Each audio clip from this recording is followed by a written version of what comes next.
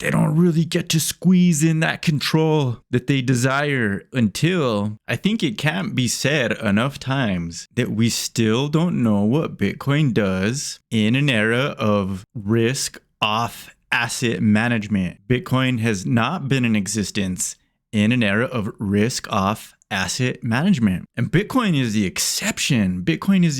It's one of the good cryptos. There's a few good cryptos, and they got centralized because of the damn exchanges. But in the end, I think Bitcoin pays the price. It got wrapped up in and along with all the other cryptocurrencies on these exchanges. And unfortunately, I do think they all must come down together. My theory about what's going to really happen to Bitcoin is that it's going down in flames with all the other cryptos.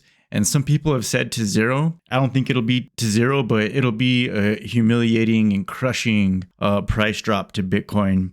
And people will declare it over, and it probably will feel like it's over at some point. And then sometime in the future, 2 years later, you'll see Bitcoin coming back and stronger. I think it can still reach all-time highs, but this is way down in the future. This is 5-6 years out. Facts are the facts, okay? And here's facts. This quantitative tightening and the higher interest rates, either they're going to do it or they're not going to do it. But at a minimum, I do believe them when they say that they're going to have a real go at this. And the reason I believe that is because they do want the reset, and it's the perfect way to get the reset. It's only going to come one of two ways. It's either going to be an economic crisis, or it's going to be an actual, some sort of calamity that affects Western society in a major way. I just tend to believe they really do want to bring down the economy in the end and have the reset that way. For the central bankers and the people that have been behind all the printing of the currency, their payoff, when they really get their payoff, it's when commodities get revalued. This whole thing for the past 50, 60 years has been to scoop up commodities, real assets, real copper mines,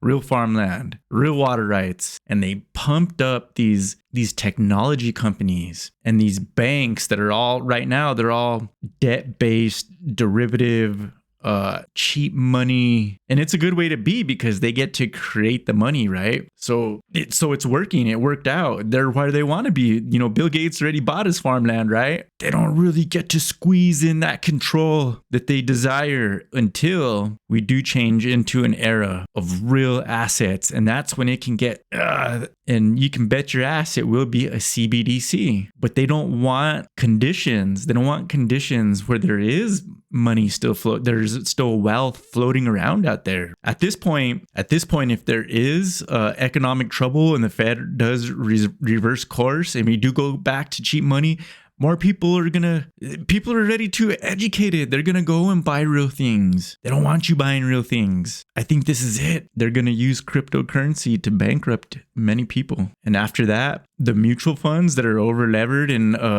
tech stocks, companies that aren't actually making profits regularly, that are borrowing more and more money. And then finally, the last thing to be destroyed is sovereign debt. All the imaginary stuff is going to disappear. How about that? And what's left is what's real. And that's fucking exactly where they want you. What do you think about that theory?